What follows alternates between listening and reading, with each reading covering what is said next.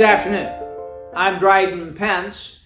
It is December the 23rd, 2020, about 3:15 in the afternoon, and this is the 11th in our series of what we've been calling the coronavirus videos.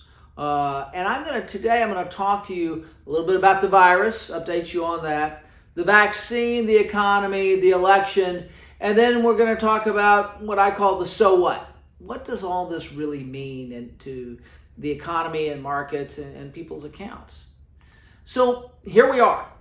Now, we talked last time about, summer did not kill the virus. Everything had been built around this big assumption that summer was going to kill the virus. It didn't happen.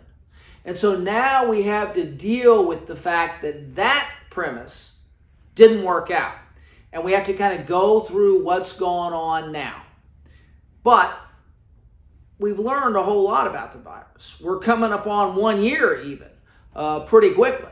And we've learned a lot about it and how to deal with it. So let's start with this slide, the 7-day average of COVID-19 cases and deaths in the United States. Now, as an economist, I want to tell you, it's all kind of interesting. Oh, by the way, I'm wearing my red vest and everything because it's a happy holiday season. And so Merry Christmas and Happy Holidays to everybody. But what I want to bring you back to is this slide. And as an economist, I always find it interesting when the data really kind of shows us what's going on in kind of life. So if you look at this slide, look at the blue area, you see that little notch over there on the right? It's pretty pronounced. Well, that's the statistical evidence of Thanksgiving, right? So what happened at Thanksgiving, everybody, they quit doing their testing and they spent time with their families and they kind of all came together. And so you didn't see as many cases reported during the week of Thanksgiving. And then Thanksgiving gets over with and now you see the big upturn because what did we do? We had Thanksgiving with the families.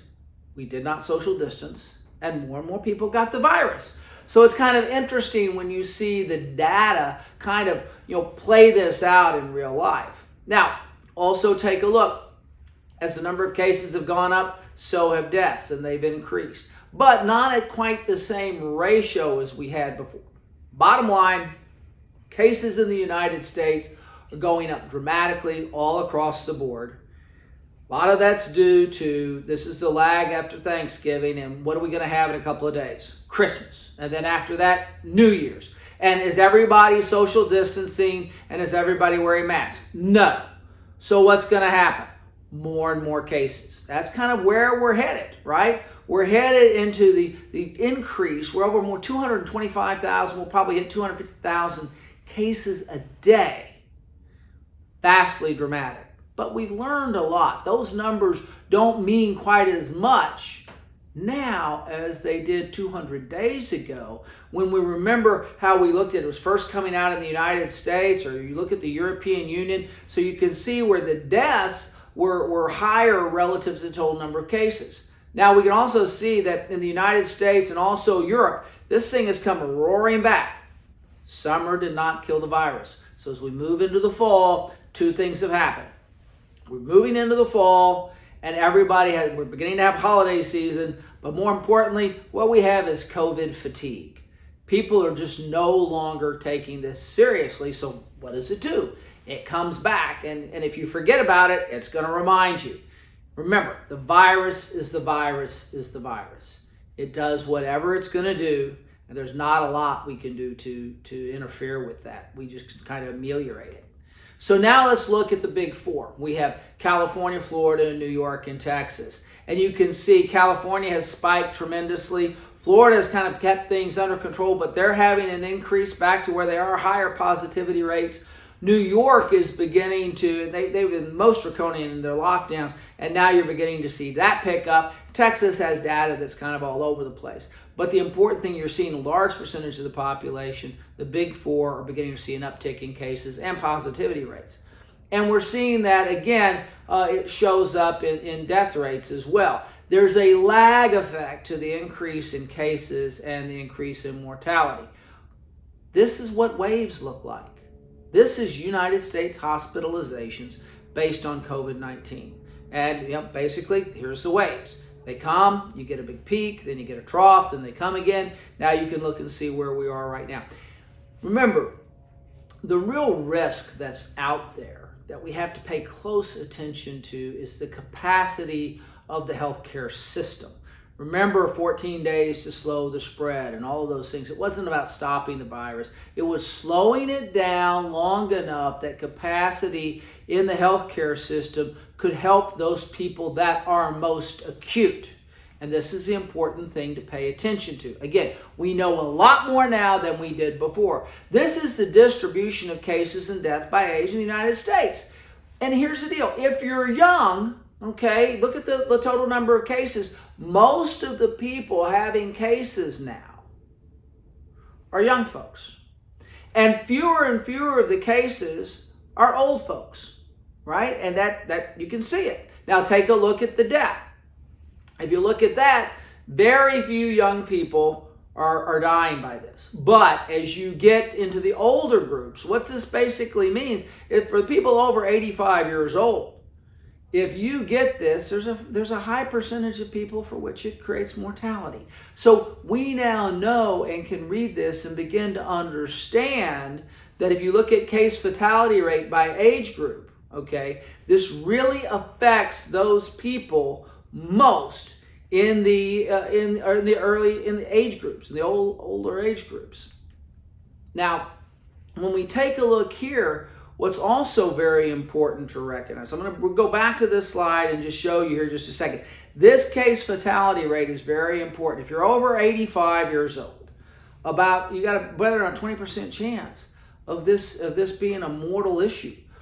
At younger ages, it's much, much less. And as a matter of fact, I want to give you some perspective on this. And I am not trying to make light of this at all.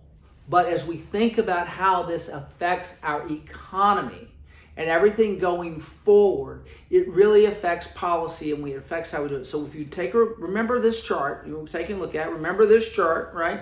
A distribution of age. And I want you to think about the fact, if you're under the age of 30, right? The chances of COVID killing you, okay, is really about the same as you getting killed on a bicycle. Okay, the chances of you dying from COVID is about the same as being on a bicycle. If you're in the ages, more the middle age group, it's about the same as falling. It's less than falling down. Okay, that's an important issue. Now, if you get to the older group around age 60, 64 and above, all right, you're roughly slightly more than the suicide rate. So this is the point that I'm trying to make. The fact is, if you're in that age group, okay, that this doesn't have a lot of mortality, you're going to begin to deal with it differently. Now, the tragedy is, if you're over the age of 85, this thing has a high likelihood in relative terms of affecting you. I mean, it basically is more deadly than heart disease. So this is why our policy of dealing with this originally was protecting everyone from everyone. And now it shifts to protecting those at risk from anyone. So those people over age 85, we really have to protect. Those people at the other end of the spectrum, okay, we really have to kind of look at their risk factor is higher from an economic catastrophe than it is from a healthcare catastrophe. So I want you to really understand that, is that at one end of the spectrum of the age group, they're more affected economically by this virus, where the older folks who are retired, okay, and their effect on the economy, they are more affected from a healthcare standpoint. And this is how policy has to change. Now, what does this mean? If you look at the country, policies are being done regionally, not by age. So this is a little mix match of what's going on.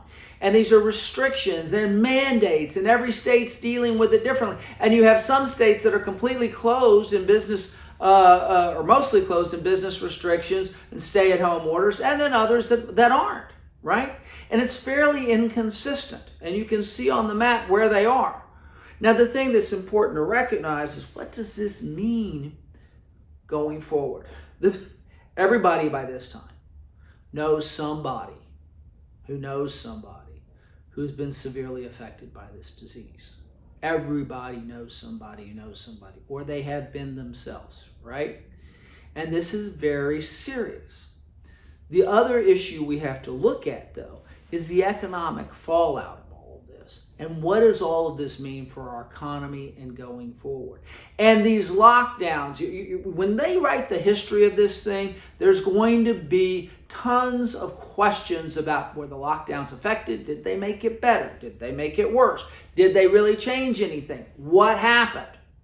And now you have these lockdowns occurring in various parts of the nation. And the other thing is, as COVID cases rise, you're going to have reactions to this. Folks, it's going to be kind of an ugly January and February, right? Because what are we going to do? We're going to spend Christmas with our families. People aren't going to socially distance.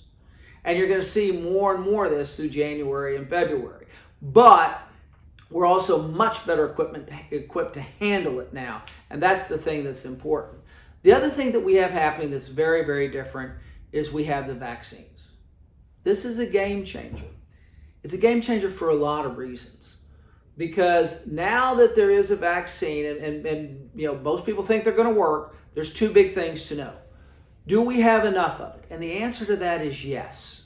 The answer to that is yes. If you look at the number of doses that are available from Moderna and Pfizer and those things, we have enough doses to basically immunize whoever we need to and whoever's going to take it. So that's going to be the case. And then you have a lot of people are getting it and have antibodies. So one of two things is going to happen. You're either going to get vaccinated or you're going to get the virus. That's pretty much the way this is going to happen for a large percentage of the population. But what does that mean? Well, that means that somewhere this year, you're going to have probably 150 million people will have gotten the vaccine, and another 50 or 60 million people will have already gotten the disease and have antibodies. And then we're close to herd immunity. That's going to be one of those things that occur later on in the year. And it's a very important thing to recognize because now that we have a vaccine, the excuse for shutting down the economy has pretty much gone away. It's a matter of time. But the fact that they've been shutting down the economy in various places, now that we have a vaccine, that excuse or that justification is pretty much going away.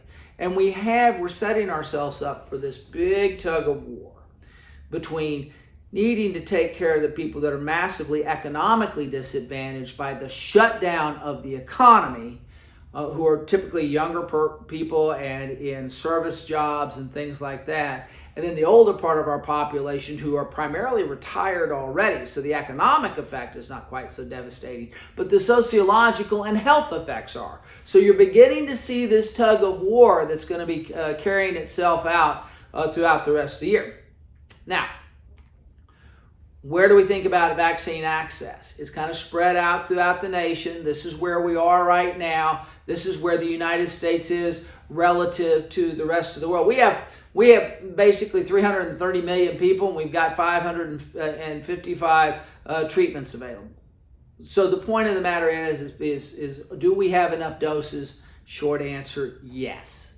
The long answer is how quickly do we get those out? That's going to be a little rough, but we think that we can probably get to most of this through the second and third quarter. So you got to remember, combine the people that are getting vaccinated with the people, maybe 250,000 people a day are getting it, right? So they'll be immune for a while. And so we're looking at this situation later on in the year where we stand a pretty good chance somewhere in the back half of next year of 2021 being able to see some more normalcy going across our economy. This is not a question. This is no longer a question of if.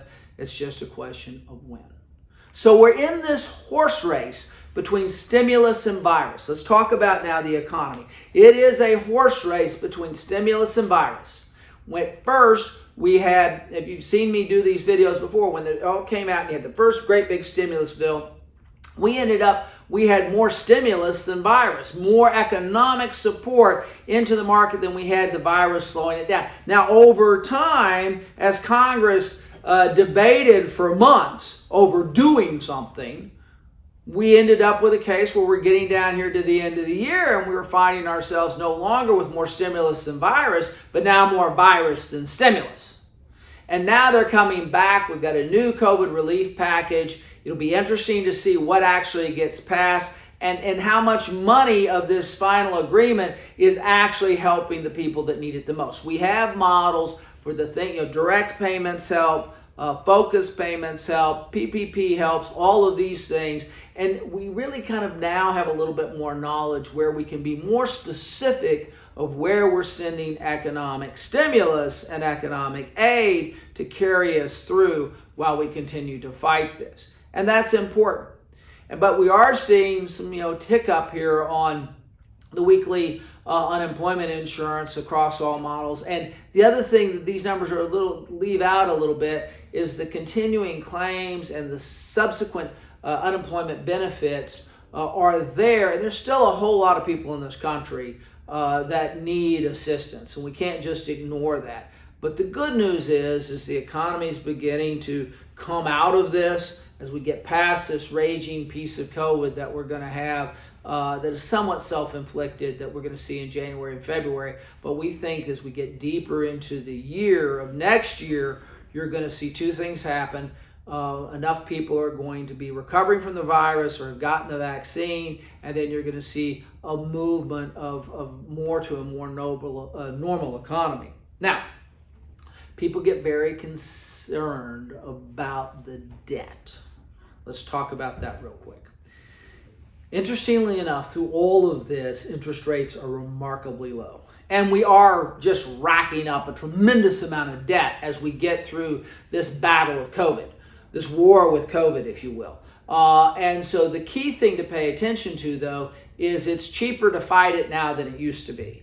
So that while we are accumulating a lot of debt, that the interest burden is less than it was, and that's helpful. Now, what does all this mean? As we poured a lot of stimulus on the economy, you can look at total retail sales have gotten back to pre-pandemic levels. That's a pretty good thing.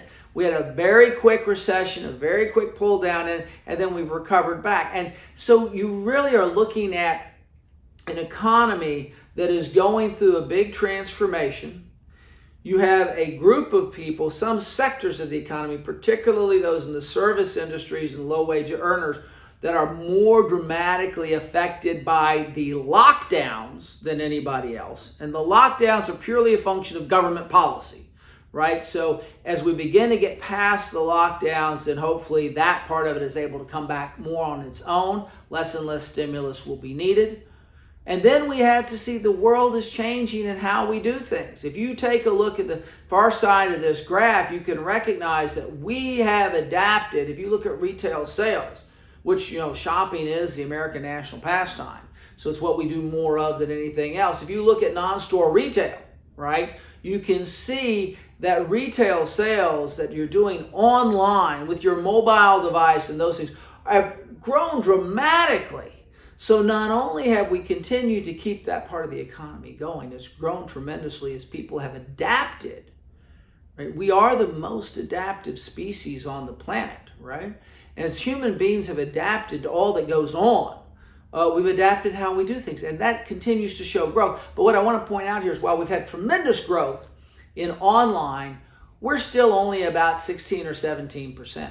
So if you think about long-term as investment themes and ideas, if you think long-term, investing around this phenomena of the change of retail activity, moving from in-store to online, this thing has more legs. It's going to go on for quite a bit longer, just as we continue to go through this. So we're very confident in that part of investing going forward, that online consumer activity is going to continue to rise as we go forward. Now let's talk about the big issue coming up in a few days.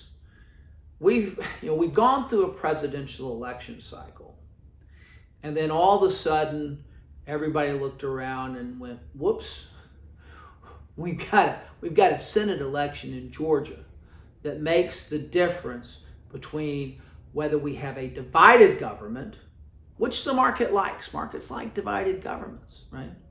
Or whether we have a single party government where the Democrats control the White House and the House of Representatives and the Senate, and are able to push through an agenda with impunity.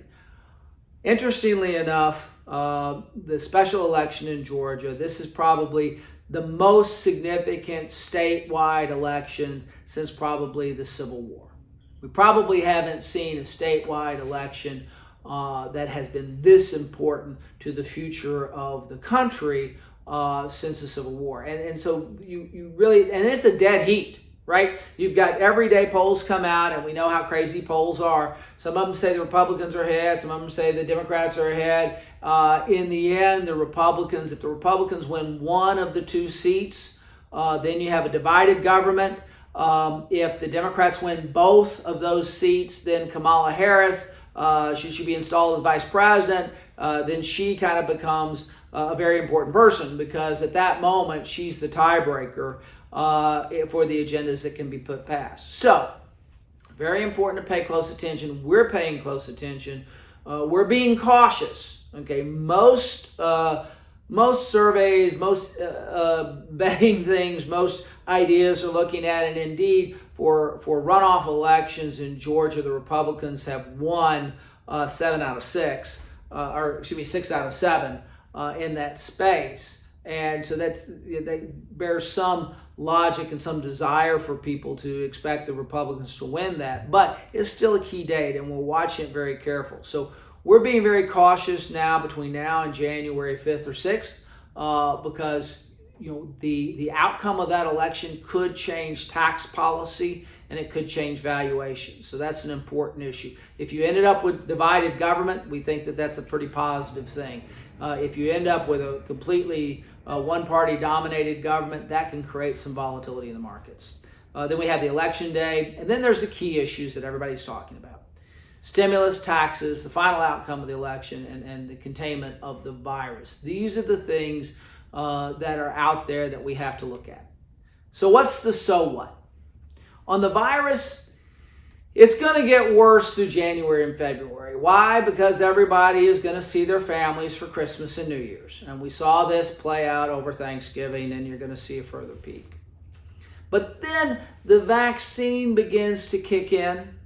The number of cases that we have, the number of people that are surviving, and remember that most of the cases these days are in people that the virus doesn't kill. So we see that they now begin to have some sort of either they have the vaccine or they've had it, right? So you're seeing us move towards herd immunity towards the end of the year. So that's possible. So we have to focus on age groups there. Protect those who are aged and kind of release those that aren't. On the vaccine, we have enough. Now, we're not sure it fully works. We'll only know over time, but the good news is there is enough. So you're either going to get vaccinated or you're going to get the virus. That's pretty much what happens. They talk about some people, what happens if 40 million people don't take the vaccine? Well, okay, they'll probably open up the economy and those people will get the virus. They can take their pick. On the economy, it's a horse race between vaccine and stimulus. Can we get enough people vaccinated so we can open up the economy? Because if we don't do that, we have to pour more stimulus on those people that to help those people that need it the most. The more rapidly we open up the economy, the less stimulus we need in the long term. And that is important for long-term economic outlooks. The election, as I've said, Georgia's really important. We've got to see what happens. The markets right now are positioned for divided government. We expect that to be the outcome, but anything can happen. We've already learned that. So here's the deal. We've got to be cautious between now and early January about the election outcome. Now, once that's determined, we can actually take a good hard look at how quickly is the vaccine and stimulus going to move us towards a more open economy. And then we can focus on that and also hospital capacity for those that are most at risk physically.